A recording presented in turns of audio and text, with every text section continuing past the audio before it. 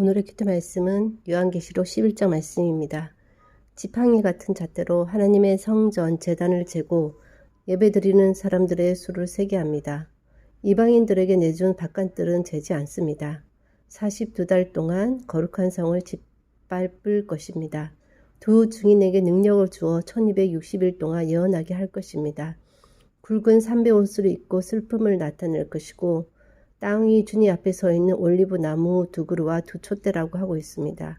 누구든지 그들을 해치려고 하면 그 입에서 불이 나와 원수들을 삼켜버릴 것이고 그들을 해치는 자는 죽고 말 것입니다. 자기들이 예언하는 동안 하늘에서 비 내리지 못하게 하고 물을 피로 변하게 하며 언제라도 온 땅에 온갖 재앙을 내리게 할 수 있는 능력을 가지고 있습니다.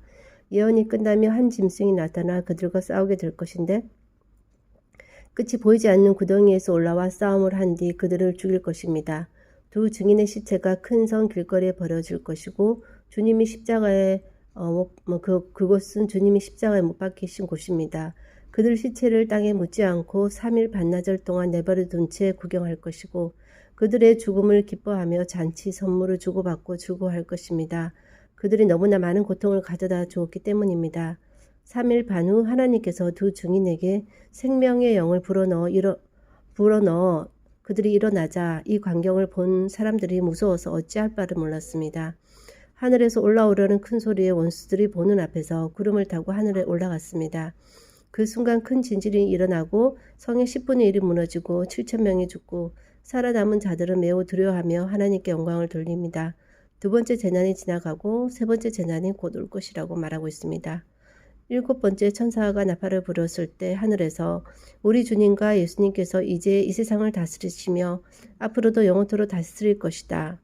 그리고 24장로들이 엎드려 경배하면서 지금도 계시고 전에도 계셨던 전능하신 우리 주 하나님께 감사드립니다. 이제 그 크신 능력으로 이 땅을 다스리실 것이고 진노를 내리고 죽은 자들을 심판하실 때가 왔다. 그리고 주님의 종들인 예언자들, 거룩한 백성들, 주님을 경외하는 자들을 위해서 상을 베푸실 때가 왔다. 또한 세상을 망하게 하는 자들을 멸망시킬 때가 왔다라고 말하고 있습니다. 그때 하늘에 있는 하나님의 성전이 열리고 하나님께서 그의 백성에게 주신 언약궤가 보이고 번개, 천둥, 지진, 큰 우박이 있게 됩니다. 잣대로 하나님의 성전 제단을 재고 예배드리는 사람의 수를 세지만 이방인의 바깥들은 재지 않고 있습니다. 굵은 삼배와 슬픔을 가진 두 증인이 1260일 동안 예언한 후 구덩이에서 올라온 짐승들에게 죽임을 당하였을 때 대적자들은 기뻐합니다. 그들의 시체가 3일 반나절 동안 버려졌다가 다시 살아나 하늘로 구름을 타고 올라갔을 때는 대적자들이 두려워하게 됩니다. 그리고 큰 지진, 성이 무너지고 성의 10분의 1이 무너지고 7,000명이 사람을 죽고 난 뒤에 살아남은 자는 두려워하며 하나님께 영광을 올리게 됩니다. 7번째 천사 나팔이 불렸을 때는 하나님께 크신 능력으로 영원히 다스리실 것과 죽은 자를 심판하고 주의 종에게 상급을 주신다는 그런 말이 들려오고 있고 하늘 성전이 열리고 언약궤가 보이고 번개, 천둥, 지진, 큰 우박이 있다는 말씀입니다. 하나님의 보호하심에 있는 하나님께 예배드리는 자, 또 하나님의 두 증인은 하나님으로부터 보호하심과 큰 능력을 부여받지만 또 박해도 받고 죽임을 당하기까지 하게 됩니다. 하지만 결국 하나님께서 다시 살리시고 승리를 주시기에 심판과 고난의 시기를 살고 있더라도 두려워하거나 절망할 필요가 없는 것입니다. 하나님의 이끄심에 따른 삶과 시대 속에 역사하시는 하나님과 그의 능력을 부여받아 해야 할 일들을 하면서 또한 그런 가운데 힘듦을 감내하면서 영원히 다스림을 받고 상급을 기대하며 세상에서의 번개, 천둥, 지진, 큰 우박의 현실을 이겨나가야 할 것이라는 생각이 듭니다. 열린 하늘 성전으로 올라갈 때까지 그런 삶을 살아야 할 것입니다.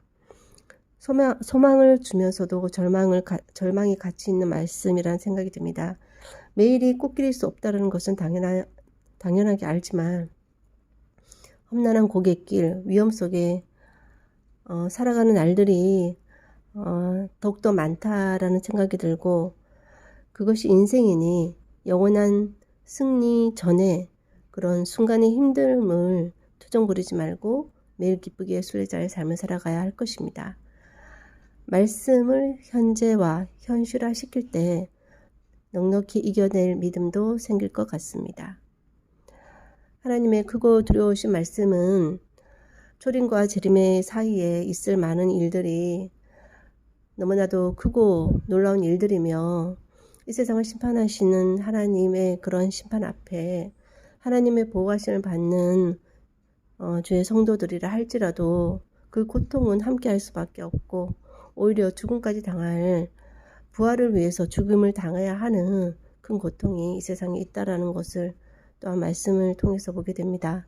예수님께서 이 세상을 그렇게 살아가셨듯 작은 예수로서 그런 삶을 살아가야 하는 것이 당연한데 이 세상에서도 꽃길을 걷고 하늘나라 가서도 주님의 통치하심을 받는 그런 두 가지를 다 가질 수는 없는 것이 성도들의 삶이기에 한정된 이 세상의 삶에서 받는 그 고난을 영원히 주님 다스리는 그날을 고대하며